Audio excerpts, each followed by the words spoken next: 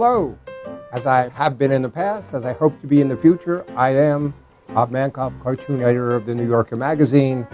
Welcome to the Cartoon Lab. Hey, feast your eyes on this. Not this. These are Post-it notes. Forget about that. This is the very first issue of the New Yorker magazine. February 21st, 1925. We're coming up on the 90th anniversary. So let's look at the cartoons in this issue, or some of them anyway. There aren't very many because the whole issue is just 32 pages, you know. Here's the very first cartoon by Al Frew, was his name, F-R-E-U-H. What it shows is a guy is cleaning the subway, and it says on the subway, please help us keep the L and subway clean. And the title is Cooperation, I guess. He's cooperating. Well, not too much humor left from that cartoon. I think it probably referred to something going on in the New York subway system back in 1925, but that humor is sort of hidden to us now.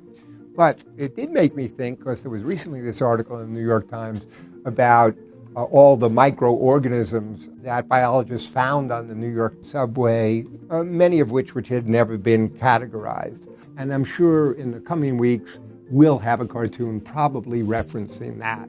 And 90 years from now, someone will be looking at that cartoon and thinking, what was this about? And they won't know what it was about any more than we know what this is about. The New Yorker comes out in 1925, right in the middle of the Roaring '20s. And here's an interesting cartoon. It shows these two people. They're walking by a movie theater, which has this sort of trashy movie called The Wages of Sin. And the caption identifies who these people are. There's an uncle with his niece, and he is saying, poor girls, so few get their wages. And the flapper, who is his niece, identified as a flapper, is saying, so few get their sin, darn it. And this is sort of an interesting cartoon. It's interesting because we don't do cartoons like that anymore. We don't have these dialogue. We certainly don't label who the people are, but it sort of indicates what was going on in the 20s. Because remember, the flapper is saying, with regret, so few get their sin, darn it. Well, this is very much related to the fact that the 1920s, the Roaring '20s, was also an era of sexual liberation, especially women's emancipation to be sexual.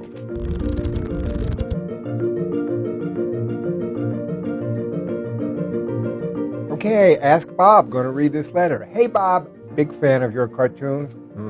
Your work as cartoon editor, and this whole cute show you do each week. Mwah! Thank you. Anyway, there's a question. I've been reading an anthology of New York cartoons from the 20s to the 50s, and I've noticed there are many multi-panel cartoons that tell a gag sequence. Some of them are brilliant.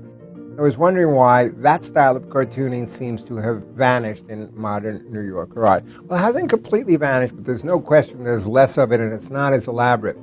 My hypothesis, my theory on this is that, as I've shown, it was 1925. That's sort of the height of the silent film era, especially silent film comedy, Buster Keaton, Charlie Chaplin. The wonderful, wonderful gag sequences in that.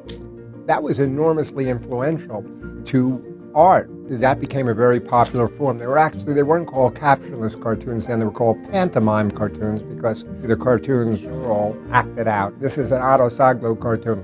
Okay, it's April 1st, that's April Fool's Day. Guy walks out, you've got to do something, a practical joke of some time. Tricks and novelties. Oh, he selects exploding cigars, walks home, sits down in his easy chair, lights the cigar. Boom, of course, it explodes. Here's another interesting one by Carl Rose. So this one shows these two lawyers. They're arguing, they're going at it. You know, the prosecution and the defense. Fight, fight, fight, ooh.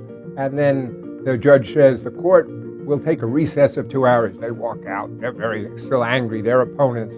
And here you see them having a convivial lunch. But that type of cartoon has not completely disappeared.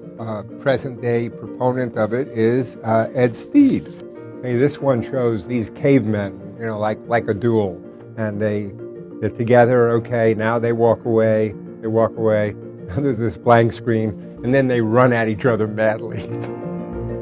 Well, They never had to do this part, did they? Here's another really crazy one by Ed. You have to look at slowly. This ran down a whole column of the New Yorker. So these are two sloths, right? So gradually, as you go down this column, they get closer together. And the sloth on the right says, "Honey, I'm home."